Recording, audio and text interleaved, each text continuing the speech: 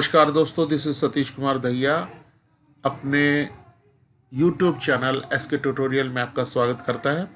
आज हम ई सैलरी के बारे में विस्तार से जानेंगे। हमारा एक हिप्पा का जो एक ट्रेनिंग हुई, बहुत ही महत्वपूर्ण जानकारी उन्होंने हमें दी। रामजीत सिंह जी जो हमारे ट्रेजरी के बड़े सीनियर अधिकारी हैं, उन्होंने इसके बारे में बहुत विस्तार से बताया। तो हम डायरेक्ट उन्हीं के वेबिनार में आपको शामिल करते हैं और आप लोगों को इसमें इतनी ज़बरदस्त इन्फॉर्मेशन मिलेगी जो आपको पहले शायद नहीं पता होगी। तो यदि वीडियो पसंद आए तो लाइक और सब्सक्राइब जरूर कर दीजिएगा। Thank you. अब हम उस वेबिनार की रिकॉर्डिंग आपसे शेयर करते हैं। आप लोगों की, और इसमें जो क्या क्या इसमें ऑप्शंस हैं, कैसे इसको लॉगिन करना है, ये सब चीजों के बारे में डिस्कस करेंगे। तो आप सभी को मेरा स्क्रीन शेयर हो रहा है? कोई साथी बताए। यस सर, हो रहा है सर। हो रहा है। Thank you sir.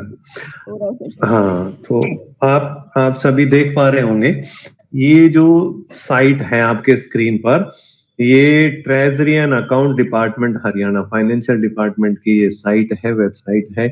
इस वेबसाइट पर जितने भी फाइनेंशियल से रिलेटेड जितने भी लिंक हैं, वो सभी लिंक इस वेब पेज पर अवेलेबल है। मेरी सभी साथियों से रिक्वेस्ट है कि अपना माइक म्यूट रखें ताकि आपको क्लियरली सुनाई देगा और आपको डिस्टर्बेंस नहीं होगी। तो अब ये आप साइट देख पा रहे होंगे, ये वो साइट है जिसके थ्रू आप जितने भी लिंक हैं आपके, जैसे कि इसमें दिया हुआ है ऑनलाइन बजट का, जो आप सभी जितने भी आप सभी वीडियोस हैं, तो आप सभी देख पा रहे होंगे। जो भी बजट कंट्रोलिंग अथॉरिटी आपको बजट अलोकेट करती है, वो बजट ऑनलाइन बजट से आप इसके अंदर देख सकते हैं इस साइट के द्वारा। यहाँ पर आपके वोचर नंबर है, आपके रिपोर्ट्स हैं, रिपोर्ट आपका एक्सपेंडिचर है, वो सभी डिटेल्स यहाँ से आप देख सकते हैं। दूसरा, इसी के अंदर एक टैब दिया हुआ है ई ग्रास का। ई ग्रास के थ्रू आप जितने भी आपने ट्रेजरी में चालान जमा करने हैं, किसी भी तरह का चालान है, कोई स्कूल की फीस का है, कोई किसी की रिकवरी है, या किसी तरह का भी चालान है, उसको पहले ऑनलाइन जनरेट करना पड़ेगा और ऑनलाइन जनरेट करने के बाद फिर उसको हम बैंक में जमा करवाते हैं। ये ई ग्रास की वो साइट है। इस साइट के द्वारा आप ये चालान जनरेट कर सकते हैं।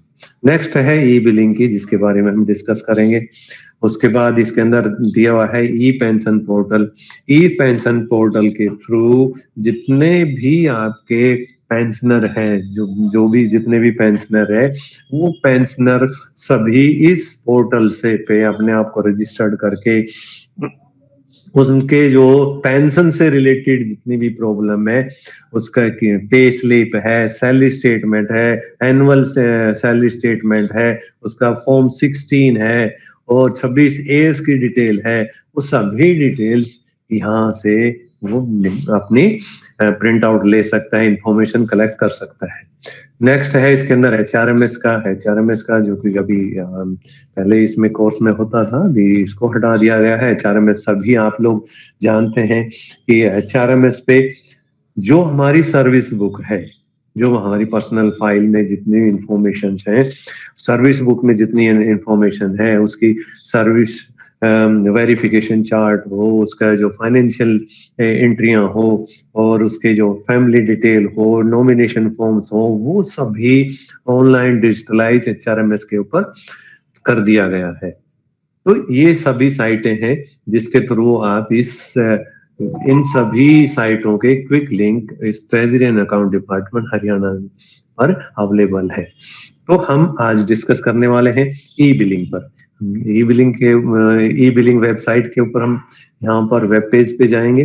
जैसे इसको क्लिक करेंगे, आपके स्क्रीन पर आप देख पा रहे होंगे, ये वो वेबसाइट है जिसके थ्रू हम जितने भी ट्रेजरी से किसी भी तरह का कोई भी बिल जनरेट करना है, वो सभी बिल इस ई बिलिंग हरियाणा से जनरेट होते हैं। यहाँ पर आप देख पा रहे होंगे इस जगह जो भी है, ये जो यूजर आईडी पासवर्ड है ई बिलिंग का, ये कौन जनरेट करता है? ये आपका जो आपकी बजट कंट्रोलिंग अथॉरिटी, आपने देखा होगा ये ऑनलाइन बजट है। ऑनलाइन बजट पे आप जैसे ही क्लिक करेंगे आपकी जो अथॉरिटी है, जो बीसीओ है, वो अपने इसमें उसके यूजर आईडी पासवर्ड से वह यहाँ पर लॉगिन करेगा।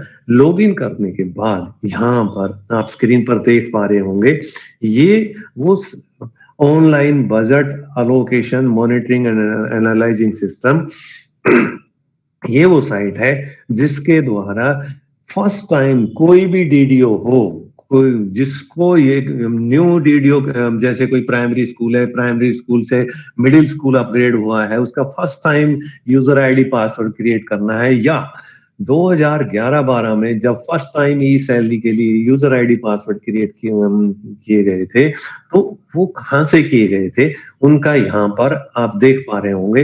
ये अदर ऑप्शन के अंदर यहाँ पर दिया हुआ है कि इनेबल ये ऐड न्यू यूजर, ये आप टैब देख पा रहे हो। इसके द्वारा जो आपकी डिस्ट्रिक्ट अथॉरिटी जो आपको बजट देता है, वो आपके लिए यहाँ से यूजर क्रिएट कर सकता है। उसके पास ये ऑप्शन है, जैसे ये डीडीओ के बाद उसका डिटेल्स ट्रेजरी डालेंगे, उसकी सब ट्रेजरी डालेंगे, सब ट्रेजरी डालने के बाद उसका यूजर का यहाँ पर नाम देंगे, उसका यूजर का नाम, और ये यूजर आईडी ऑटोमेटिकली सिस्टम के द्वारा इसके अंदर अपने आप जनरेट हो जाएगी, और उसकी इंफॉर्मेशन नीचे जो दी हुई है वो सभी इंफॉर्मेशन यहाँ पर हम फीड करेंगे। ये उसका जो बजट कंट्रोलिंग अथॉरिटी कौन है, ये इसमें से सेलेक्ट करके और इस डाटा को अपडेट करते ही, ये जैसे क्रिएट यूजर करते ही इसके ये यूजर क्रिएट हो जाएगा, और उसका एक पासवर्ड यहाँ पर जनरेट करेंगे। तो ये पासवर्ड लिखा हुआ ना, कंफर्म पासवर्ड, ये जो पासवर्ड हम यहाँ पे बनाएंगे वही पासवर्ड हम उस डीडीओ को प्रोवाइड करेंगे। वो डीडीओ यहाँ पर वो ई बिलिंग पे जाएगा। ई बिलिंग पे जाने के बाद यहाँ पर आप देख पा रहे होंगे ये लेफ्ट साइड के अंदर ये लॉगिन के लिए विंडो दी हुई है। इसमें इस यूजर आईडी पासवर्ड से चेकर से वो फर्स्ट टाइम लॉगिन करेगा। लॉगिन करते ही यहाँ पर आप देख पा रहे होंगे इसके अंदर कैप्चा कोड डालते ही ये आपके स्क्रीन पर चेकर का वेब पेज आपके स्क्रीन पर है। इस चेकर के वेब पेज से डीडीओ फर्स्ट टाइम उसको क्या करना होगा, आप नीचे इंस्ट्रक्शन भी देख पा रहे होंगे। इसके अंदर यूजर मैनुअल दिया हुआ है, अदर लिंक्स दिए हुए हैं, ये डाउनलोड लिंक्स दिए हुए हैं, इनके अंदर इंस्ट्रक्शंस दी हुई हैं। जो मैं आपको बताऊंगा वो सभी इंस्ट्रक्शन यहाँ पे नीचे अवेलेबल है। अगर इस टॉपिक के बाद आपको किसी तरह की कोई जानकारी लेनी है या किसी चीज के बारे में जानना है, तो इसमें नीचे ये पीडीएफ फॉर्म में वीडियोस के अंदर ये इसके अंदर अवेलेबल है। यहाँ से आप दोबारा से इसको रिकलेक्ट कर सकते हैं। तो फर्स्ट काम क्या होगा, जैसे ही आपको ये यूजर आईडी पासवर्ड मिला और या कोई भी न्यू बजट आपको वहां से अलोकेशन किया गया, ये जो बजट की साइट है, यहाँ पे पहला तो वो यूजर क्रिएट करके देगा, आपका बीसीओ है, और जैसे ही यूजर क्रिएट करेगा, यूजर क्रिएट करते ही वो आपको बजट अलॉट करेगा। बजट अलॉट किए बगैर आप किसी तरह का कोई प्रोसेस नहीं कर सकते। आप किस स्कीम में एम्प्लॉइज की सैलरी ड्रा करेंगे या कोई भी किसी भी तरह का अदर बिल के अंदर भी किसी भी लेवल पर आप जो भी बिल वहां पे जनरेट करेंगे वो बिल वहां पर शो नहीं होगा। तो ये चीजें आप वहां तभी देख पाएंगे जब तक आपकी जो अथॉरिटी है, ये जो बीसीओ है, जब तक ये आपको बजट नहीं देगा। ये कैसे बजट देगा, आप ये ऑप्शन देख पा रहे होंगे ऑपरेशन के, यहाँ पे लिखा हुआ है बजट अलोकेशन फॉर्म। यहाँ पे जैसे ही क्लिक करेंगे, जिस मद में आपको बजट देना है उसके पास यहाँ पर स्टेट लेवल से यहाँ पे उसके पास बजट आएगा। उसके पास ये स्कीम दी हुई है, रिकरिंग, नॉन रिकरिंग, किस वोटेड, चार्ज्ड, ये स्कीम्स अवेलेबल है। इन स्कीम्स के अंदर से यहाँ पे सिलेक्ट करेगा। सेलेक्ट करने के बाद ये जितने भी यूजर हैं उसके पास, जितने भी डीडीओ हैं, सभी आप स्क्रीन पर देख पा रहे होंगे, ये सभी डीडीओ उसके बजट कंट्रोलिंग अथॉरिटी के पास यहाँ पे अवेलेबल होंगे। यहाँ पर जो डीडीओ को उसने अभी तक बजट एलोकेट नहीं किया है, उसको यहाँ से अपडेट करके यहाँ पे जस्ट क्लिक करेगा उस यूजर के सामने, और ये आपके स्क्रीन पर उसमें सैलरी, वेजेस, किस तरह का बजट उसको डिस्ट्रीब्यूट करना है, वो बजट यहाँ पर आपके स्क्रीन पर दिखाई दे रहा है। स्क्रेशिया का है, एनर्जी का है, एलटीसी का है, मेडिकल का है, वो यहाँ पर एडिशनल ये ऐड और विड्रॉल दो ऑप्शन दिए हुए हैं। ये जो ऐड वाले ऑप्शन के अंदर जो जो बजट है इसमें यहाँ पे फीड करेगा, वो उस यूजर के अकाउंट में चला जाएगा। और जिस यूजर के पास पहले से बजट है उसको विड्रॉल करना है, तो विड्रॉल वाले ऑप्शन में इसको डालेगा, तो वो उतना अमाउंट उस डीडीओ से विड्रॉल हो जाएगा। ये कैप्चा कोड डाल के इसको सेव करते ही यहाँ से आपको बजट दिया जाएगा। बजट देने के बाद आपको एक यूजर आईडी मिल गया, आपको बजट भी मिल गया। अब काम यहाँ पर डीडीओ ने क्या करना है? सबसे पहला काम डीडीओ का होगा, जिस डीडीओ को ये यूजर आईडी पासवर्ड मिला है, सबसे पहला उसका काम होगा यूजर ऑपरेशन में जाके, एडिट यूजर प्रोफाइल में जाके, यहाँ पर जाने के बाद ये सबसे पहला काम होगा, उसने अपनी इंफॉर्मेशन यहाँ पर अपडेट करनी है। यूजर डीडीओ का यूजर आईडी भरना है, उसका डेजिग्नेशन भरना है, उसकी ईमेल आईडी, मोबाइल नंबर और उसका 10 नंबर भरना है। ये सारी डिटेल भरने के बाद इसको अपडेट करेगा। अपडेट करने के बाद ये डाटा, इसका जो फर्स्ट स्टेप था वो कंप्लीट हुआ। अब बारी आती है कि जो उसको बजट मिला है जिस मद में, उस मद के अकॉर्डिंग जितने भी एम्प्लॉइज उसके पास हैं, वो एम्प्लॉइज किस किस कैटेगरी के हैं, उसके अंदर पे कमीशन 5th के कितने हैं, 6th के कितने हैं, 7th के कितने हैं, उसके बाद उसके 7th के हैं उनमें से कितने एम्प्लॉइज जीपीएफ के हैं, कितने एम्प्लॉइज एनपीएस के हैं, उसी के अकॉर्डिंग यहाँ पर जनरेट पे बिल कोड के अंदर यहाँ पर जाएगा।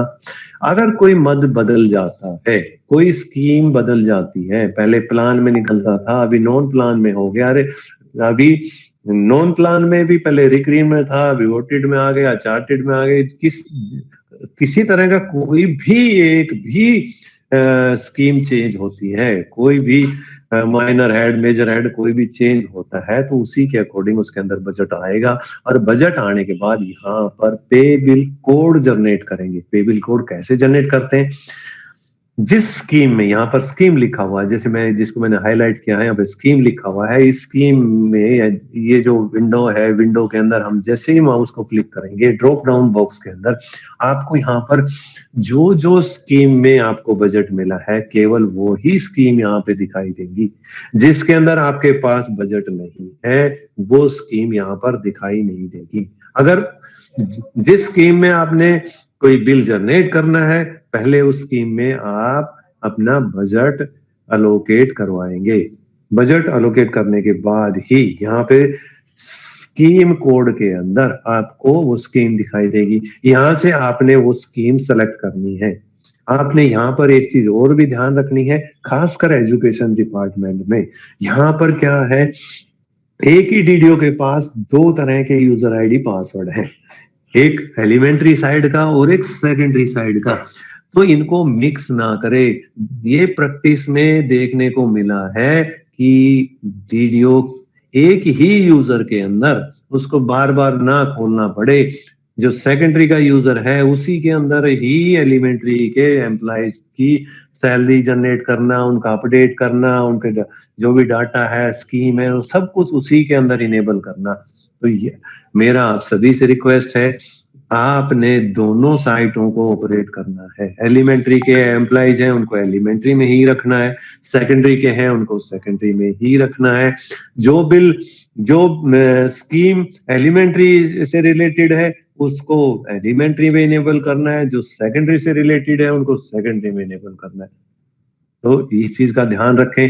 यहाँ पर जिस सेक्शन को आपने ओपन किया हुआ है उसी सेक्शन से रिलेटेड आपने यहाँ पर ये स्कीम कोड सेलेक्ट करना है। जैसे आप स्कीम कोड सेलेक्ट करेंगे, अब इस स्कीम कोड में यहाँ पे आप स्क्रीन पर देख पा रहे होंगे, यहाँ लिख रखा है मिडिल एजुकेशन क्लास 6 to 8, यानी कि जो 6 to 8 के कर्मचारी हैं उनकी जो पे ड्रा होगी इस स्कीम कोड के अंडर ड्रा होगी।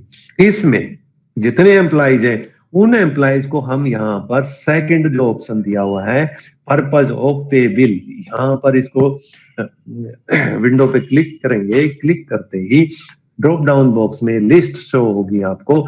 इसके अंदर जो एम्प्लॉइज हमारे पास हैं उनको बाइफरकेट किया हुआ है।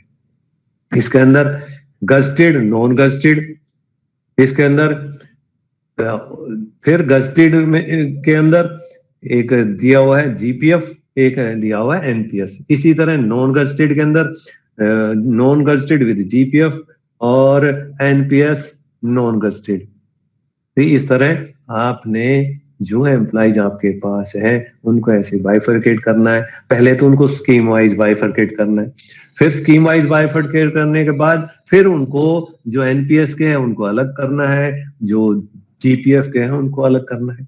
फिर जो जो जिस कैटेगरी में है उसी के अनुसार हम यहाँ पर पर्पज ऑफ पे बिल सिलेक्ट करेंगे। पर्पज ऑफ पे बिल सिलेक्ट कर लिया। जो पर्पज ऑफ पे बिल सिलेक्ट किया है इसके आगे एक विंडो है। इस विंडो के अंदर हमने अपनी तरफ से यहाँ पे कोई भी रेफरेंस, इस बिल को मैं याद रखने के लिए जब भी मैं इसमें काम करूं तो इसमें किस रेफरेंस के तहत मैं इसको, आप लोगों से रिक्वेस्ट है प्लीज आप अपना माइक म्यूट रखें।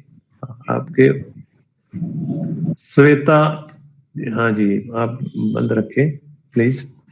तो यहाँ पर आप देख रहे होंगे इस बिल को, ये जो ये लिखा हुआ है मिडिल एजुकेशन क्लास 6 to 8 या 9 to 12 या 1 to 5, जो भी लिखा हुआ है यहाँ पे लिखा हुआ है जीपीएफ का, नॉन गस्टेड विद जीपीएफ। इसको मैं किस तरह लिख सकता हूँ? इसको 6 to 8 जीपीएफ लिख सकता हूँ, जिससे मेरे याद रहे जीपीएफ 1 2 3, जो भी आप रेफरेंस डालेंगे, जिससे आप इस बिल को, जब इस बिल को जनरेट करें, इसमें काम करें, तो आप इसको रिकॉग्नाइज कर सकें। उसके लिए जो भी रेफरेंस आप डालना चाहेंगे वो ही रेफरेंस आप इसमें बदल भी सकते हैं एडिट करके इसको। तो यहाँ पे जो रेफरेंस डालते ही यहाँ पे लिखा हुआ है जनरेट पे बिल कोड। जैसे आप पे बिल कोड को जनरेट करेंगे ये ऑटोमेटिक ऊपर लिखा हुआ है अवेलेबल पे बिल कोड। यहाँ पर इस सेक्शन के अंदर जैसे ही हम जनरेट करेंगे, यहाँ जो पहले से जनरेटेड बिल है ये आपके स्क्रीन पर दिखाई दे रहे हैं, ऐसे ही इस लिस्ट के अंदर ऐड हो जाएगा। बेटा आज क्या बात?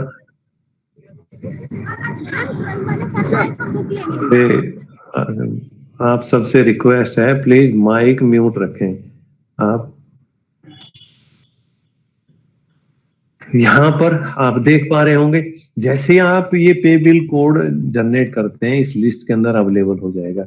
इस पे बिल कोड में अगर आप किसी तरह की चेंजिंग करना चाहते हैं, कोई एडेड स्कूल है, कोई कॉन्ट्रेक्चुअल का है, कोई एनपीएस का है, कोई जीपीएफ का है, यहाँ पर प्लान का है, वो प्लान नॉन प्लान में बदल गई या नॉन प्लान से प्लान में चला गया, तो उसी के अकॉर्डिंग आप इन पे बिल कोड को जनरेट करेंगे। जैसे आप इनको जनरेट करेंगे, जनरेट करने के बाद अब इस जैसे ही आपने इनको जनरेट किया, जनरेट करने के बाद अब इस पे बिल कोड के अंदर हमने एम्प्लॉइज को ऐड करना है। अब ये पे बिल कोड जनरेट हो गया। अब बारी आती है सेकंड स्टेप की। फर्स्ट स्टेप हमने क्या, जनरेट पे बिल कोड। अब सेकंड स्टेप होगा जनरेट पोस्ट। यहाँ पे लिखा हुआ जनरेट पोस्ट। जनरेट पोस्ट के अंदर हमने पहले ही बाइफरकेट कर लिया किस पे बिल कोड में कौन सी डेजिग्नेशन हमने ऐड करनी है, और उस डेजिग्नेशन में हमारे पास जो वर्किंग एम्प्लॉइज है वो किस तरह के हैं वो हमने पहले ही डिसाइड कर लिया। उसी के अकॉर्डिंग हमने लिस्ट बना ली। अब इस पे बिल कोड के अंदर अब पहला ऑप्शन है इसके अंदर पे कमीशन।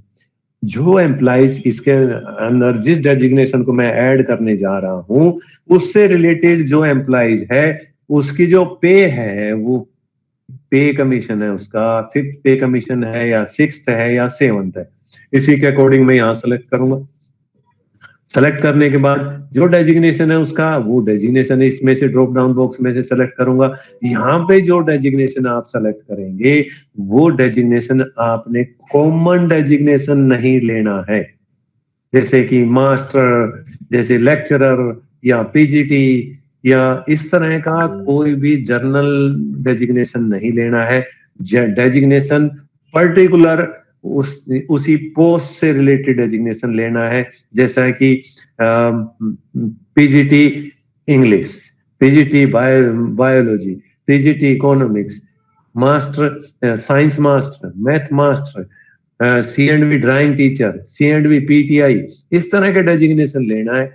डेजिग्नेशन जर्नल डेजिग्नेशन नहीं लेना है। कॉमन मास्टर ले लिया, ये पीजीटी ले लिया, लेक्चरर ले लिया, इस तरह का डेजिग्नेशन नहीं लेना है, क्योंकि इसके अंदर आगे ट्रेजरी इसके अंदर ऑब्जेक्शन लगा देती है और जो हायर अथॉरिटी है उसको इन चीजों को काउंट करने में दिक्कत आती है। मास्टर लिख दिया कि मास्टर वो किस कैटेगरी का, साइंस का मास्टर है, मैथ का है या एसएस का है या इंग्लिश का है।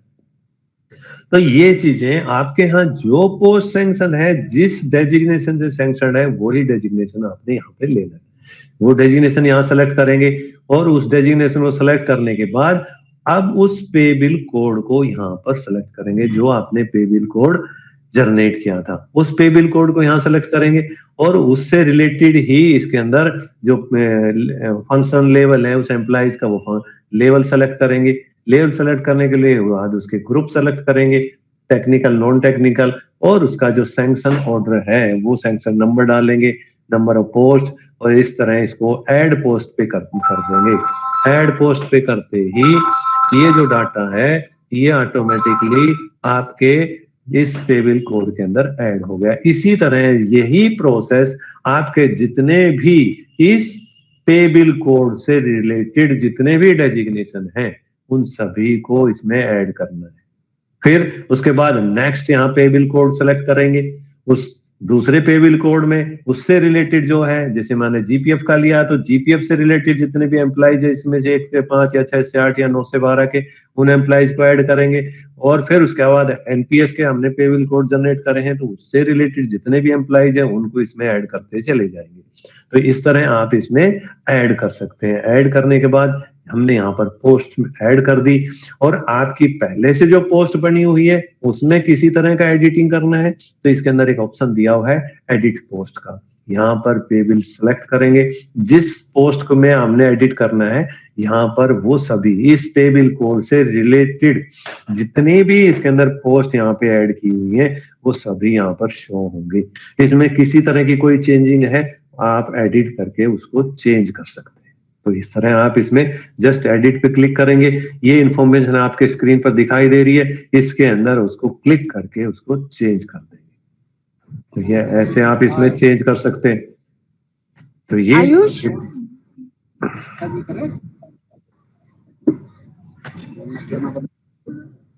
आप सभी से रिक्वेस्ट है प्लीज अपना माइक म्यूट रखें, क्योंकि आपके एक माइक ऑन करने से सभी डिस्टर्ब होते हैं।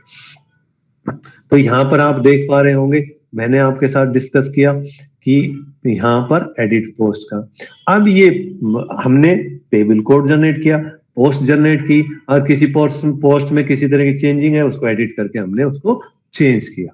अब ये प्रोसेस कंप्लीट हो गया। ये हमारा जो बेसिक स्ट्रक्चर जो जिसके अंदर हमको एम्प्लॉइज को ऐड करना है उनके लिए ये पेबिल कोड का स्ट्रक्चर हमारा तैयार हो गया। अब बारी आती है इसके अंदर जो अभी हम चेकर में काम कर रहे हैं और इसके बाद हम जाएंगे मेकर में। मेकर के पास हमारे पास उसका पासवर्ड अभी तक नहीं है, तो उसका पासवर्ड बनाने के लिए यहाँ पर चेंज चेकर मेकर पासवर्ड में जाएंगे। यहाँ पे ऑप्शन है, ये चेकर का पासवर्ड चेंज करने के लिए ऑप्शन है और ये नीचे लिखा हुआ है रीसेट मेकर पासवर्ड। तो यहाँ पर जैसे ही हम मेकर का पासवर्ड यहाँ पे बनाएंगे वो उस पासवर्ड को जब डालेंगे इसके अंदर तो ये मेकर ओपन हो जाएगा। यहाँ पर ये आप स्क्रीन पर देख रहे होंगे, ये यहाँ पर एक लिखा हुआ है इनेबल फॉर ई बिलिंग और इनेबल फॉर ई सैलरी। अगर इन दोनों टैब पे अगर आप क्लिक नहीं करते तो आपका जब मेकर के अंदर लॉग इन करेंगे तो वहां पे एक अदर बिल का ऑप्शन है, वो शो नहीं होगा। अगर ऐसी समस्या अगर आपके साथ आती है तो आपने यहाँ पर ये जो टैब दिया हुआ है, इन दोनों को आपने इनेबल करना है। जस्ट मैं ये क्लिक करते ही यहाँ हट जाता है, दोबारा से क्लिक करता हूँ तो ये टिक मार्क हो जाता है, इनेबल हो जाता है। तो इस तरह आप दोनों टैब को इनेबल कर दें और उसके बाद इसका मेकर का पासवर्ड क्रिएट करें। जैसे आप क्रिएट करेंगे वैसे ही आपका मेकर का पासवर्ड यहाँ क्रिएट हो जाएगा। इस मेकर के पासवर्ड से यूजर आईडी सेम है और पासवर्ड इसके अंदर अलग अलग होगा। यस, इस मेकर के यूजर आईडी पासवर्ड से ये आपके स्क्रीन पर मैंने पहले से ही इसको लॉगिन करके रखा हुआ है। तो इससे यहाँ पर लॉगिन करेंगे, लॉगिन करते ही हमारा फर्स्ट स्टेप होगा, इसके अंदर एक एम्प्लॉइज लिखा हुआ है, एम्प्लॉइज के अंदर सबसे ऊपर लिखा हुआ है यूनिक कोड। यहाँ पर इस ऑप्शन पे हम जाएंगे, इस ऑप्शन पे क्लिक करते ही यहाँ पर 421141 यहाँ पर जस्ट ये एम्प्लॉइज पे फर्स्ट ऑप्शन है यूनिक कोड पे, यूनिक कोड पे क्लिक करते ही ये आपके स्क्रीन पर ये एप्लीकेशन फॉर्म आपके स्क्रीन पर ओपन होगा। ये पे कोड जनरेट करने के लिए एप्लीकेशन फॉर्म जैसे ही ओपन होगा, इसके अंदर आप उस एम्प्लॉइज का नाम डालेंगे, मिडिल नेम, लास्ट नेम डालेंगे। अब बारी आती है यहाँ पर पे टाइप की। यहाँ पर पे टाइप लिस्ट, जो भी आप इसके अंदर यूजर पे कोड क्रिएट करेंगे वो किस तरह का पे कोड होगा। एम्प्लॉइज यानी कि रेगुलर एम्प्लॉइज, जैसे हमें यहाँ एम्प्लॉय सेलेक्ट करेंगे तो जो ये रेगुलर एम्प्लॉइज है उससे कंसर्न इसके अंदर टैब ओपन होंगे। यहाँ पर सबसे पहले इसमें ये जो इन्फॉर्मेशन है उसका mother name, father name, date of birth, Aadhaar number, PAN number, ये डिटेल आप इसके अंदर फीड करेंगे। उसके बाद इसका पेरेंटल डिपार्टमेंट आएगा, यहाँ से आपने पेरेंटल डिपार्टमेंट लेना है।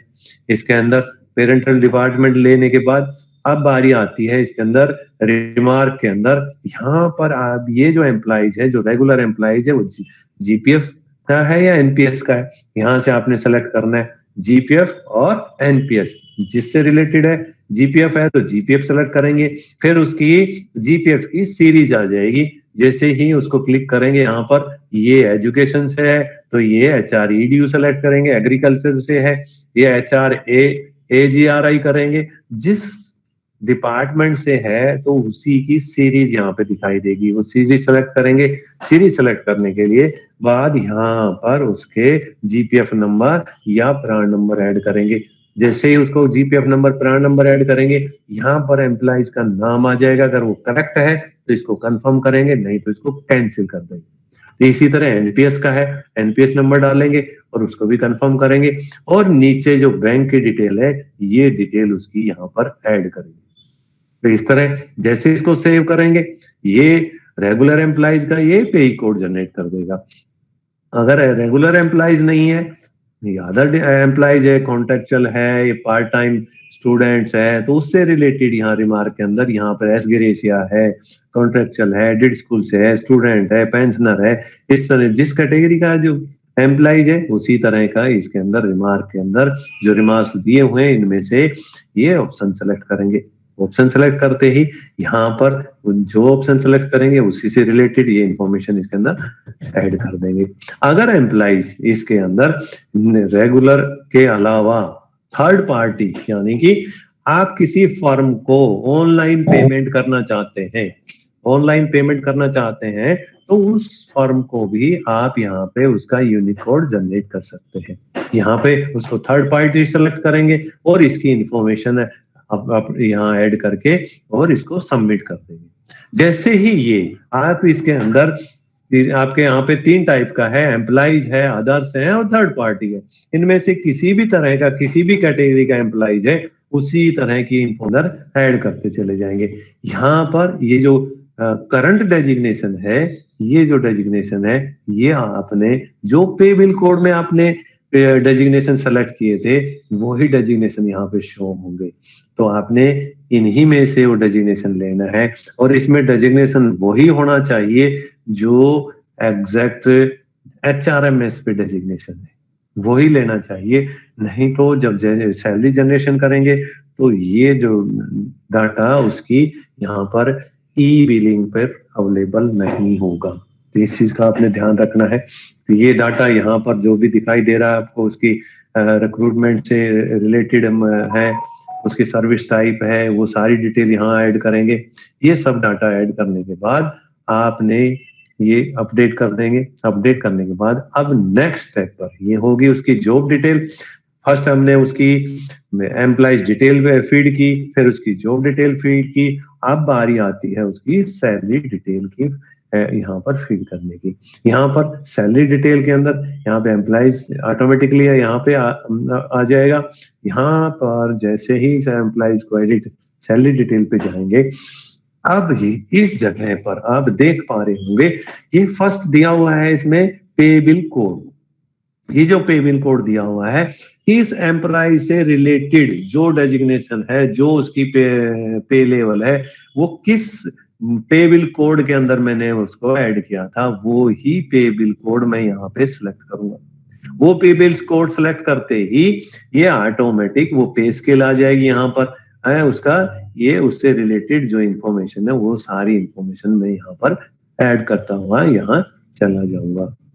उसकी जो भी इंफॉर्मेशन है, मेडिकल है, उसका HRA क्या मिलना है, किस रेट में मिलना है, उसको कोई और अलाउंसेज है वो क्या मिलने हैं, ये सभी डिटेल्स यहाँ पर ऐड करूंगा। उसके बाद इसके अंदर नीचे ऑप्शन भी दिए हुए हैं, स्टॉप ऑल डिडक्शन। किसी का डिडक्शन स्टॉप करना है तो इसके लिए ये ऑप्शन दिया हुआ है।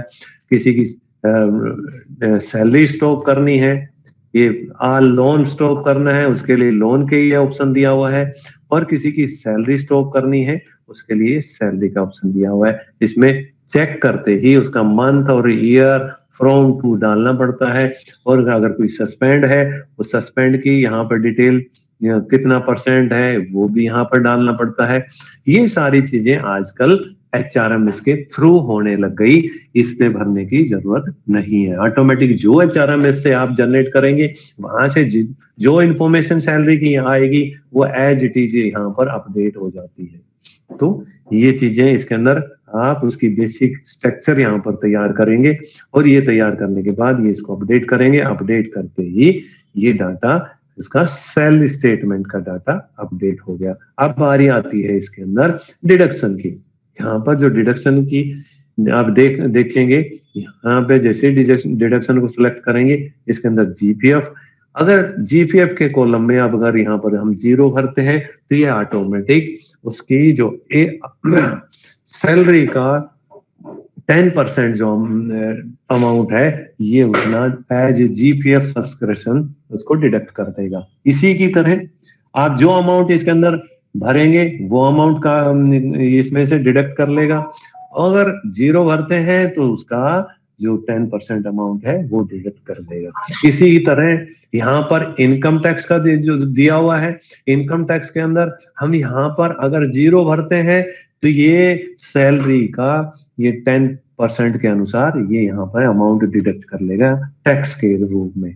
अगर यहाँ पे 1 भरते हैं तो ये उसका टैक्स 0 डिडक्ट करेगा। तो इसके अकॉर्डिंग आप यहाँ से सेलेक्ट कर सकते हैं। अब यहाँ पर दिया हुआ है GIS का जो भी इंफॉर्मेशन यहाँ पे DDOBT है, TOBT है, ये इसके अनुसार यहाँ पर डिडक्ट कर सकते हैं। तो ये यहाँ पे डिडक्शन का यहाँ पे ऑप्शन दिया हुआ है, इसको अपडेट कर देंगे। अब हमने एम्प्लॉइज का ये एम्प्लॉइज डिटेल अपडेट की, उसकी जॉब डिटेल अपडेट की, उसकी सैलरी डिटेल अपडेट की, डिडक्शन अपडेट की। अगर कोई लोन वोन लिया हुआ है तो लोन की भी इंफॉर्मेशन यहाँ पे अपडेट करेंगे। ये अपडेट करने के बाद अब बारी आती है उसकी, आप यहाँ पे जाएंगे चेकर के अंदर, ये सारी डिटेल अब इसको वेरीफाई एम्प्लॉइज इंफॉर्मेशन चेंजेस, इसमें जाके हम उसकी सभी जो डिटेल्स मैंने आपको बताई वो सभी इंफॉर्मेशन हम उसकी अपडेट करेंगे। इसमें किसी तरह कोई गलती है तो वापस सेम प्रोसेस हम लेंगे और उसमें वापस मेकर में जाएंगे और उस ऑप्शन पे जाके जहां गलती है उसको ठीक करेंगे। ठीक करने के बाद फिर से चेकर में आएंगे, यहाँ पर वेरीफाई एम्प्लॉइज इंफॉर्मेशन में जाके यहाँ से इस ऑप्शन के थ्रू उसको वेरीफाई करेंगे। अब ये डाटा उसका वेरीफाई हो चुका है। ये वेरीफाई होने के बाद अब इस एम्प्लॉइज का जो भी इंफॉर्मेशन है वो सभी उसकी बेसिक इंफॉर्मेशन अपडेट हो गई। अब इस एम्प्लॉइज की आप किसी भी तरह की कोई भी सैलरी जनरेशन है वो कर सकते हैं। तो सैलरी जनरेशन के लिए अब ऑप्शन क्या है? सैलरी जनरेशन से पहले एक चीज और मैं बताना चाहता हूं कि ये पहले 2011-12 से लेके 2017 तक तो ये सैलरी यहाँ पर जो ये पे बिल लिखा हुआ है, जनरेट पे बिल लिखा हुआ है, इसी यहाँ से सैलरी जनरेट हो जाती थी, उसको दिक्कत नहीं होती थी। लेकिन अब एक हेडल और लगा दिया, सैलरी जनरेशन तो यहाँ से होगी लेकिन उसके लिए क्या करना पड़ेगा? एम्प्लॉइज को एचआरएमएस में ट्रांसफर करना पड़ता है, क्योंकि ये प्रोसेस वन टाइम है, बार बार करने की जरूरत नहीं है। तो उसके लिए क्या करते हैं, यहाँ पे एक ऑप्शन दिया हुआ है एक्सपोर्ट डाटा टू एचआरएमएस।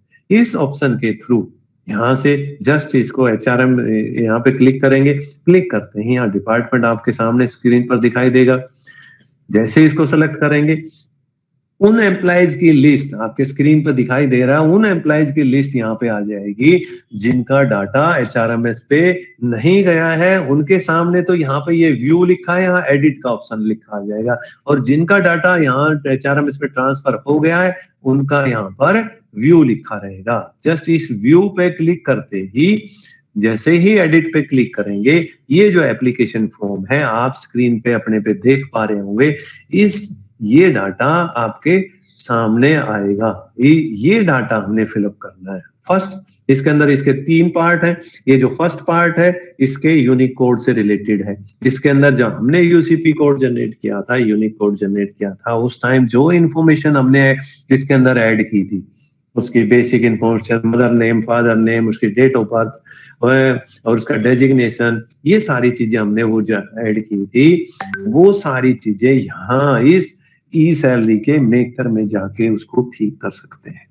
अब बारी आती है, इसके अंदर एक नीचे ऑप्शन दिया हुआ है, सेकंड ये डेजिग्नेशन है, जेवीटी लिखा हुआ है, इसमें इसका जो पे स्केल लिखा हुआ है, ग्रुप लिखा हुआ है, और कैडर कंट्रोलिंग अथॉरिटी लिखा हुआ है।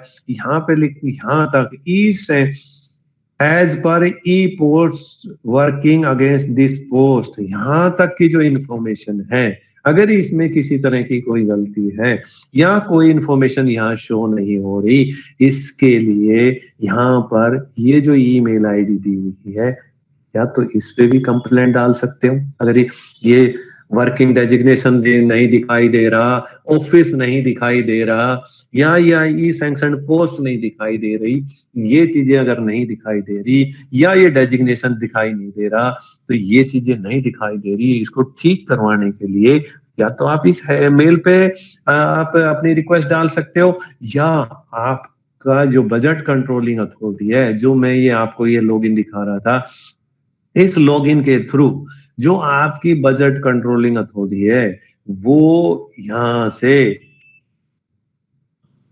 आपके लिए आपके ऑफिस जो जो इसके अंडर हैं, उन डीडीओज की ये जितने भी ऑफिस हैं उनकी पोस्ट यहां से जनरेट कर सकता है। वो कैसे कर सकता है, मैं आपको 1 बाय 1 करके दिखाता हूं। ये उनकी साइट है, जिस साइट के ऊपर यहां से लॉगिन करके उसके अंडर जितने डीडीओ हैं, यहाँ पर एक ऑप्शन दिया हुआ है edit work strength for DDO. यहाँ से edit work strength for DDO पे यहाँ पे जाके वो जितने ऑफिस हैं, जितने डीडीओ हैं, उन सब की लिस्ट यहाँ ओपन हो जाती है। ये आपके स्क्रीन पर ये दिखाई दे रहा है। यहाँ पर ये मैं इस ड्रॉप डाउन बॉक्स को, ये लिखा हुआ सेलेक्ट यूजर, इसके अंदर जब इसको ड्रॉप डाउन बॉक्स पे क्लिक करता हूं तो इसके अंदर वो सभी यूजर आ जाते हैं जिनको ये बीसीओ बजट देता है। उन सब की लिस्ट है, उस डिस्ट्रिक्ट में जितने भी डीडीओ हैं उन सब की लिस्ट यहाँ पर स्क्रीन पर है। इन डीडीओ के मान ले कोई क्या बोलते हैं, सीनियर सेकेंडरी स्कूल है और उसके अंडर 2 प्राइमरी स्कूल है, एक मिडिल स्कूल है, या कोई एक डीडीओ के अंडर अदर ऑफिस है जिनकी वो सैलरी निकालता है, तो उनके यहाँ पर आपको एक तो ऑफिस क्रिएट करना पड़ेगा, यहाँ पे ऐड न्यू ऑफिस। जैसे ही आप यहाँ पे DODR सेलेक्ट करते हैं और ऐड न्यू ऑफिस पे क्लिक करते हैं, इस ऑफिस के अंडर कितने ऑफिस क्रिएट हैं उनकी लिस्ट आ जाएगी। इनमें से किसी तरह कोई चेंजिंग करनी है तो एडिट पे जाके हम इसको क्लिक करके कर सकते हैं, या कोई न्यू ऑफिस बनाना है, या इनमें से कोई ऑफिस, कोई प्राइमरी स्कूल है वो मिडिल स्कूल बन गया, या हाई स्कूल बन गया, या सीनियर सेकेंडरी स्कूल बन गया, ऐसी स्थिति में उसको डिलीट करना है तो यहाँ से डिलीट करेंगे और उसका न्यू यूजर क्रिएट करेंगे और उसके लिए न्यू ऑफिस क्रिएट करेंगे। तो उसके लिए ये साइट उनके पास अवेलेबल है। ये मैं आपको इसलिए इन्फॉर्म करना चाहता हूं क्योंकि आपके यहाँ पे किसी का ऑफिस गलत हो रहा हो, या किसी का ऑफिस क्रिएट करवाना हो, या उस ऑफिस के अंदर आपको कोई पोस्ट ऐड करवानी हो किसी एम्प्लॉइज का डाटा ट्रांसफर करने के टाइम पे, या कोई एम्प्लॉइज ट्रांसफर होके आ रहा है, या कोई न्यू स्कूल क्रिएट हुआ है, ऐसी स्थिति के अंदर आप उस डाटा को किस अथॉरिटी के पास जाके ठीक करवा सकते हैं। तो ये आपकी जो अथॉरिटी है इसके आपसे कांटेक्ट करेंगे और वो आपके लिए यूजर भी क्रिएट करेगा, ऑफिस भी क्रिएट करेगा और उस ऑफिस के अंदर पोस्ट भी क्रिएट करेगा। तो यहाँ से ऑफिस क्रिएट कर सकते हैं। इसी तरह यहाँ पे ऐड न्यू पोस्ट लिखा हुआ है, या इस यूजर के पास जस्ट इसको क्लिक करते ही यहाँ पर पहले से जो बनी हुई पोस्टें हैं यहाँ पर अवेलेबल है, उनमें से अगर नहीं है तो न्यू क्रिएट कर सकते हैं, अगर है तो वही पोस्ट यहाँ पे सेलेक्ट करेंगे। सेलेक्ट करने के बाद ये सभी ऑफिस ओपन हो जाएंगे और किस ऑफिस में ये पोस्ट देनी है, उसके कितनी पोस्ट यहाँ पे हमने सैंक्शन करनी है, नंबर ऑफ पोस्ट यहाँ पे ऐड कर देंगे। तो इस तरह आप इसके अंदर ऐड कर सकते हैं। यहाँ पर पोस्ट ऐड कर दें, फिर सैंक्शन पोस्ट है वो ऐड कर दें। ये आप सभी से रिक्वेस्ट है, प्लीज आप बार बार माइक को म्यूट ना करें। ये GMS टीकरी खेरा, हाँ ये चीजें, तो आपसे सभी से रिक्वेस्ट है आप बार बार माइक को म्यूट ना करें। कोई दिक्कत है तो आप बोल सकते हैं। तो मैंने आपको दिखाया, यहाँ से आप देख रहे हैं स्क्रीन पर, यहाँ पर जितने ऑफिस दिखाई दे रहे हैं, इन ऑफिस में कहाँ का पोस्ट ऐड करनी है, ये पोस्ट आप यहाँ से ऐड कर सकते हैं और इसको सेव करके अपडेट कर सकते हैं। जैसे ही किसी तरह के चेंजिंग है वो आप करवा कर वापस, जो यहाँ पे मैं आपके पास यहाँ पे बता रहा था, ये वो वेब पे एप्लीकेशन फॉर्म है जिसके थ्रू आप एम्प्लॉइज का डाटा यहाँ से भर के इसको HRMS पे ट्रांसफर करेंगे। ये डाटा आपके ई सैंक्शन पोस्ट ठीक हो गई, अभी ये डाटा है फीड करेंगे। अब बारी आती है यहाँ पर जो ये लिखा हुआ है governed by rule service book maintain level, ACR maintain level, ये जो डाटा है ये आपका डाटा HRMS के ऊपर अपडेट होगा। वहां पे ये आपने ये जो HRMS की साइट है, ये वेबसाइट है, यहाँ पर आप जाके ये वो वेबसाइट है HRMS की जिसके थ्रू आप इस यूजर को, जो ये एम्प्लॉइज है, इसको यहाँ ट्रांसफर करेंगे। यहाँ ट्रांसफर करने से पहले ये एडमिन लेवल का यूजर आईडी है, इसके अंदर आप एक बार लॉग इन करेंगे एज एडमिन लेवल पे, एज एडमिन यहाँ लॉग इन करके यहाँ पर यूजर क्रिएट करेंगे। क्योंकि ये टॉपिक लंबा हो जाएगा, जस्ट मैं ब्रीफली इसमें बताना चाहता हूँ। ये ऐड यूजर से यूजर परमिशन देंगे, डेजिग्नेशन को परमिशन देके यहाँ पर फिर इसको चेकर में जाएंगे और चेकर के अंदर यहाँ पर ये चेकर का है, चेकर का यूजर आईडी पासवर्ड से लॉगिन करेंगे यहाँ पर, और उस एम्प्लॉइज को ये परमिशन देने के बाद इस लेवल पर, ये जो लेवल है इस जगह पर, ये आप स्क्रीन पर देख पा रहे होंगे, एम्प्लॉइज यहाँ ट्रांजैक्शन के अंदर ये एम्प्लॉइज बेसिक इंफॉर्मेशन में यहाँ पर एम्प्लॉइज वहां से ट्रांसफर करते ही आ जाएगा। और इसकी सारी डिटेल्स भरने के बाद जब यहाँ फ्यूचर ट्रांजैक्शन में जाके और एम्प्लॉइज की सैलरी जनरेट करेंगे इस ऑप्शन से, जैसे इसको सैलरी जनरेट करेंगे, ये एम्प्लॉइज वापस यहाँ पर इस जगह पर चेक करके अंदर नेक्स्ट स्टेप पर, ये मैं आपको ट्रांसफर का वो ऑप्शन बता रहा था, ई सैलरी पर कैसे जाते हैं, ई सैलरी पर से एचआरएमएस पे कैसे जाते हैं, वहां से एम्प्लॉयज को जब ट्रांसफर हो गया उस ट्रांसफर को एचआरएमएस के थ्रू उसका डाटा पूरा अपडेट करने के बाद वहां से उसकी पहले एचआरएमएस से सैलरी जनरेट करेंगे। जब एचआरएमएस से सैलरी जनरेट हो जाएगी तब यहाँ पर ये जो ऑप्शन है जनरेट पे बिल, इस जगह पर आप यहाँ पर क्लिक करेंगे। क्लिक करते ही ये जो पे बिल कोड है वो सेलेक्ट करेंगे, जो मंथ है वो यहाँ पे सेलेक्ट करेंगे, ईयर यहाँ पे सेलेक्ट करेंगे और इस जगह ये एक हेडर और दे रखा है ग्रुप का, ग्रुप ए बी सी का। सेलेक्ट करने के बाद यहाँ पर आप नीचे देख पा रहे होंगे जिसको मैंने हाईलाइट किया हुआ है, इसमें जिन जिन एम्प्लॉइज की हमने एचआरएमएस पे सैलरी जनरेट की है वो एम्प्लॉइज की लिस्ट यहाँ पर शो होगी। जैसे जनरेट पे बिल कोड करेंगे इनकी सैलरी जनरेट हो जाएगी। अब सैलरी जनरेट होने के बाद अब बारी आती है यहाँ पर रिपोर्ट में जाएंगे, रिपोर्ट में पे बिल रिपोर्ट में जाएंगे। यहाँ पे बिल रिपोर्ट में जाने के बाद यहाँ वो पे बिल सेलेक्ट करेंगे जिस पे बिल के हमने अभी जनरेट किया था। यहाँ पे बिल सेलेक्ट करने के बाद अब इस स्क्रीन पर यहाँ लिखा हुआ है पे बिल, जस्ट इसके ऊपर टैब पे क्लिक करेंगे। क्लिक करने के बाद उस पे बिल कोड की यहाँ जनरेट रिपोर्ट निकालेंगे। इसकी यहाँ रिपोर्ट निकालने के बाद इसको चेक करेंगे, सभी डाटा ठीक है, किसी तरह की कोई गलती नहीं है, उसकी सैलरी एज इट इज निकल रही है, उसकी डिडक्शन, उसकी टैक्स, सारी चीजें ठीक है। तो इसके बाद इसका यहाँ से एक प्रिंट आउट ले लेंगे।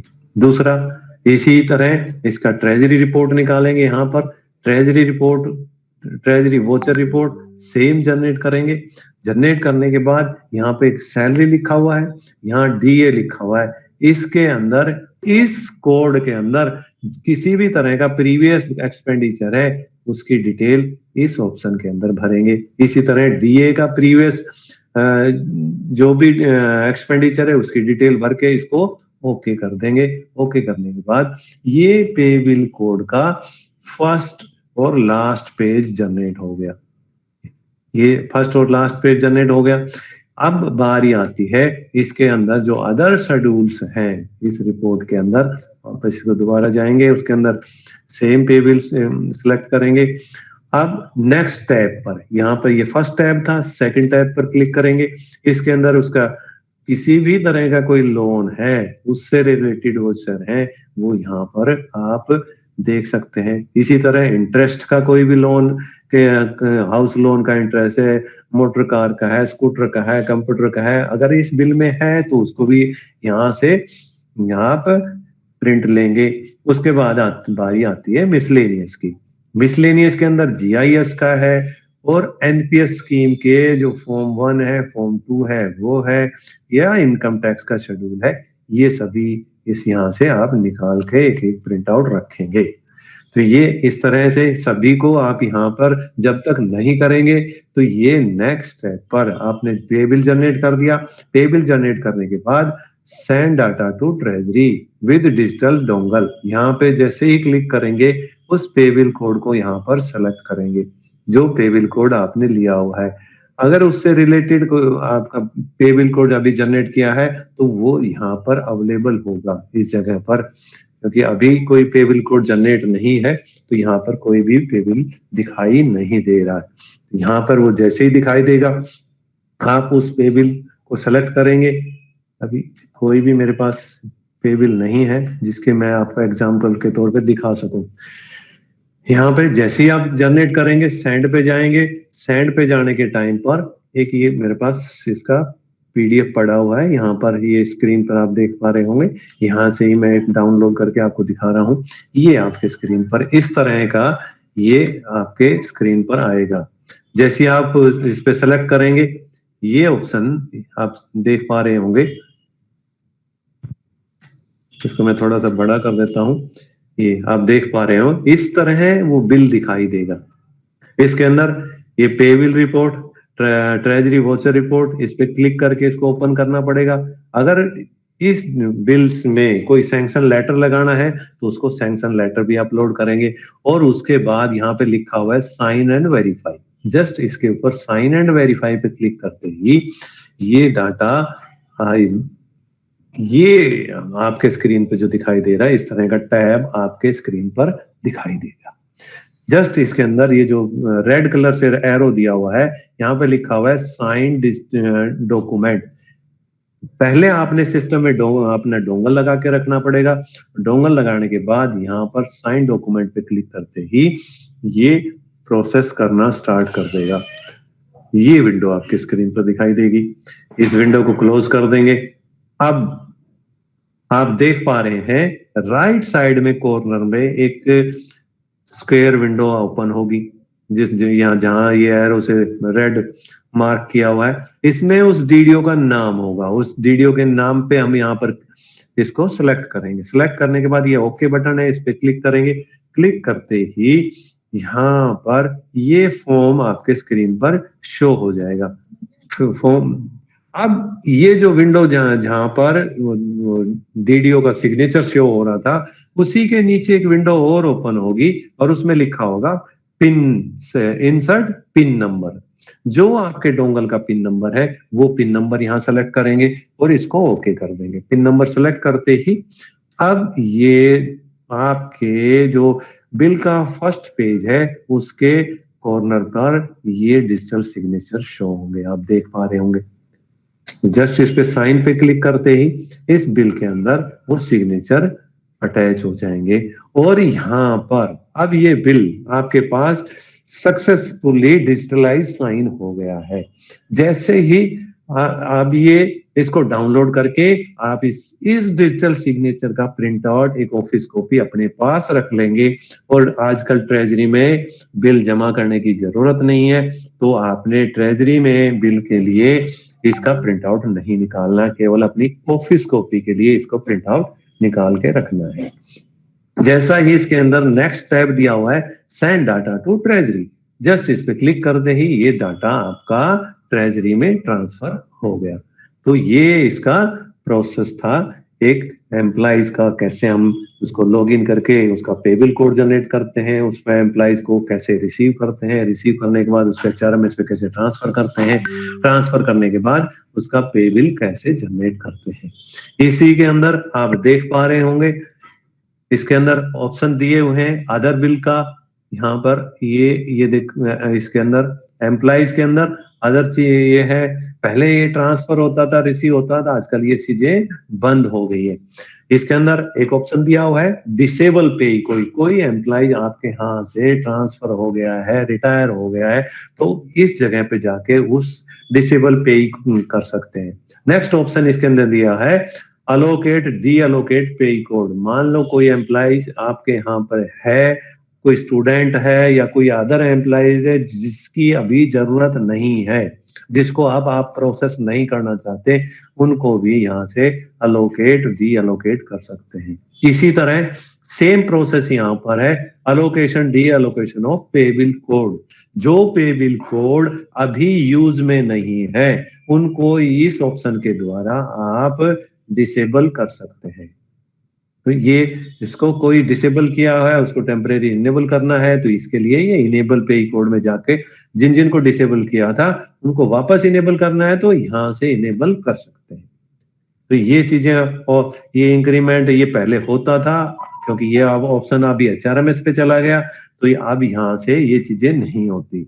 दूसरा यूसीपी अपलोड, ये पहले बल्क में स्टूडेंट्स को हम स्टाइफंड देते थे, उनके लिए यहाँ पे ये ऑप्शन दिया हुआ था। इस ऑप्शन के थ्रू आप बल्क में पे कोड को अब किसी भी स्टाइफंड के अंदर बच्चों को स्टाइफंड देना है, उसके लिए बिल बनाना है, उसके लिए ये चीजें होती थी।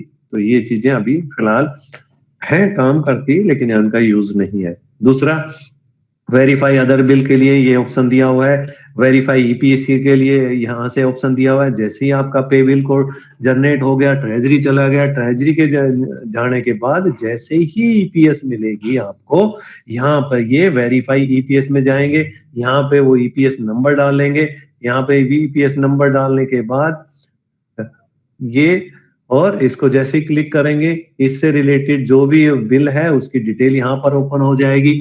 ओपन होते ही उस बिल को सेलेक्ट करके जस्ट इसको क्लिक करके इसको भी डिजिटलाइज साइन करके बैंक में भेजेंगे। जैसे ही आपने जो पे बिल जनरेट किया, वो पे बिल ट्रेजरी में पहुंच गया, उसको ऑटोमेटिक टोकन लग गया। टोकन लगने के बाद जैसे ही वहां से ईपीएस जनरेट होगी, यहाँ पर ईपीएस को आप वेरीफाई करेंगे। वेरीफाई ईपीएस में जाके उस ईपीएस को वेरीफाई करेंगे, और वेरीफाई करते ही डिजिटलाइज डोंगल के द्वारा ये आपके बैंक में चली जाएगी। तो इस तरह ये आपके प्रोसेस इसके अंदर दिए हुए हैं, तो इनके बारे में मैंने आपको बताया। इसी तरह है जहां आपने पे बिल में जनरेट पे बिल के बारे में बताया था, इसी तरह ये कॉन्ट्रेक्चुअल के लिए भी है। यहाँ पर आप देख रहे हैं पार्ट टाइम कॉन्ट्रेक्चुअल, इनके लिए यहाँ से जनरेट पे बिल जनरेट कर सकते हैं। इसी तरह इनके लिए सेंड करने के लिए ट्रेजरी सेंड डाटा, ट्रेजरी की नीचे ही यहाँ पे लिखा सेंड डाटा फॉर कॉन्ट्रेक्चुअल, यहाँ से आप उस बिल को सेंड कर सकते हैं। अगर मान लो जो आपने पे सेंड टू डाटा ट्रेजरी किया है, उस बिल को रिकॉल करना है, उसमें आपको पता लग गया कोई गलती है, तो रिकॉल बिल फ्रॉम ट्रेजरी ये ऑप्शन इसमें दिया हुआ है। जस्ट इस पे क्लिक करके उस पे बिल को यहाँ पर सेलेक्ट करेंगे। सेलेक्ट करने के बाद अगर वो पे वहां से ट्रेजरी ने उसको पास नहीं किया है, तो यहाँ पे अवेलेबल होगा और उसको रिकॉल कर सकते हैं। तो इस तरह आप इसको रिकॉल करके दोबारा जनरेट करके उस डाटा को प्रोसेस कर सकते हैं। तो इस तरह ये पे बिल से रिलेटेड मैंने आपको यहाँ पर बताया। इसी के अंदर ऑप्शन है, इसके अंदर दिया हुआ है, ये जो ऑप्शन दिया हुआ है वेरीफाई अदर बिल्स।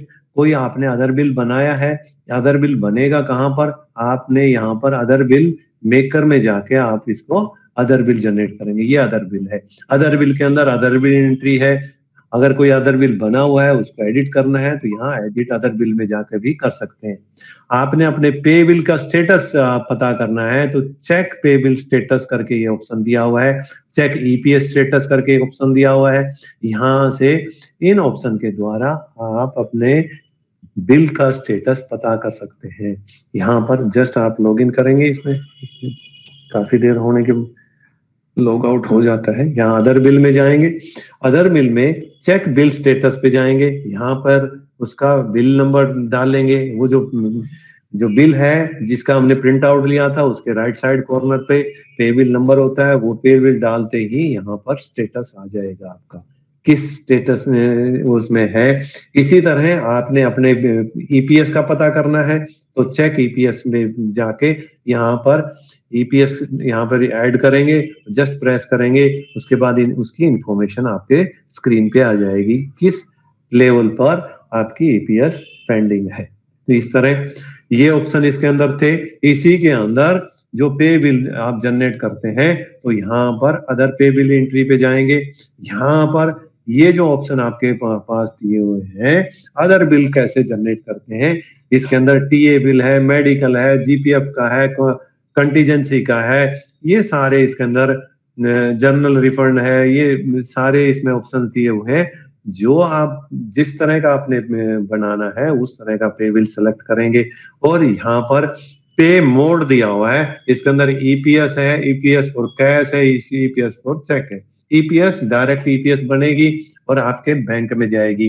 ईपीएस अगर कैश निकलवानी है तो उसके लिए कैश के लिए ये ईपीएस का अलग से एक इसमें ऑप्शन दिया हुआ है, और उसी के अकॉर्डिंग आपका ईपीएस मिलेगी, आप उसका कैश कर सकते हैं। और इसी तरह ईपीएस का चेक, जैसे ही आप इसको बैंक में जमा करेंगे आपको चेक बना के दे देगा, किसके नाम पे बनाना है वो डिटेल आप देंगे। इसमें कैश निकलवाना है तो बैंक आपको कैश निकाल के दे देगा, इसी के अकॉर्डिंग ये डिपार्टमेंट सेलेक्ट करेंगे और जस्ट ईपीएस सेलेक्ट करेंगे तो आपके बैंक में चला जाएगा। इसी की तरह इसके अंदर स्कीम्स दी हुई है, किस स्कीम में ये आपने बिल जनरेट करना है, किस स्कीम में आपके पास पैसा आया हुआ है, आपको बजट अलोकेट किया हुआ है, वो स्कीम इनमें से जो आपके डिपार्टमेंट से रिलेटेड स्कीम है वो यहाँ पर शो होगी, वही आपने इसमें से सेलेक्ट करनी है। और सेलेक्ट करने के बाद उसका जो बजट है इसके अंदर अवेलेबल होगा, तो ये बाकी की डिटेल आप इसके अंदर भर सकते हैं। इसके अंदर दिया हुआ है detail bill, advance bill, adjustment bill और पे थ्रू आधार, इसमें से आपने सेलेक्ट करना है। एडवांस डिटेल बिल जो भी आप पैसा निकाल रहे हैं उसके बिल आपके साथ अवेलेबल है, सारी चीजें उसके डिटेल बिल होगा। और कोई अमाउंट निकालना है, अभी तक उसके अगेंस्ट आपने कोई परचेजिंग नहीं की है तो उसके एडवांस बिल निकालना पड़ता है। और कोई पहले एक अमाउंट निकाला था और उस अमाउंट से रिलेटेड ही जो बाकी बचा हुआ अमाउंट है उसको विड्रॉल करना है, तो वो एडजस्टमेंट बिल के थ्रू उसके पुराने बिल की यहाँ पे डिटेल देनी पड़ती है, वो उसका टोकन नंबर डिटेल वो सारी चीजें देंगे और उसका एडवांस बिल बनाएंगे। तो इस तरह इसके अंदर ये अदर बिल का है। इसके नेक्स्ट स्टेप के ऊपर जैसे यहाँ से इसको नेक्स्ट स्टेप पे जाएंगे, वहां पर उस एम्प्लॉइज की डिटेल पूछेगा, जिस एम्प्लॉइज के जो थर्ड पार्टी है या कोई रेगुलर एम्प्लॉइज है या कोई एसएमसी का खाता क्रिएट किया हुआ है जिसमें ये अमाउंट आपने ट्रांसफर करना है, उसकी डिटेल ये नेक्स्ट स्टेप पर पूछता है। और वो डाटा भरने के बाद इसको भी डिजिटलाइज साइन करके वहां पर चेकर में आपने ऑप्शन देखा होगा कि एक ऑप्शन दिया हुआ है ये वेरीफाई अदर बिल्स, यहां से verified digitalise sign other bill, ये इस ऑप्शन के थ्रू उसको आप अदर बिल को यहाँ से वेरीफाई करेंगे और उसको यहाँ से बिल सेलेक्ट करके इसको सेंड कर देंगे। तो ये प्रोसेस आपको मैंने यहाँ पे बताया। तो अगर आप लोग चाहते हो तो इसी के अंदर यहाँ पर एक ऑप्शन आप सभी के लिए है, सभी डीडीओज के लिए, कि जो आप लोग इनकम टैक्स का जो क्वार्टरली रिटर्न भरते हैं उसका यहाँ पे ऑप्शन दिया हुआ है। यहाँ पे अपलोड सब वोचर्स हैं, उस अदर बिल के रिलेटेड जो भी वोचर है यहाँ से अपलोड, सब वोचर यहाँ से अपलोड कर सकते हैं। इसके अंदर एक ऑप्शन दिया हुआ है डाउनलोड ETDS, यानी कि जो आप लोग क्वार्टर बनाते हैं उससे रिलेटेड Q1, Q2, Q3, तो अभी 1250 हुआ है, कम से कम 1 घंटा वो आधा घंटा मिनिमम और चाहिए।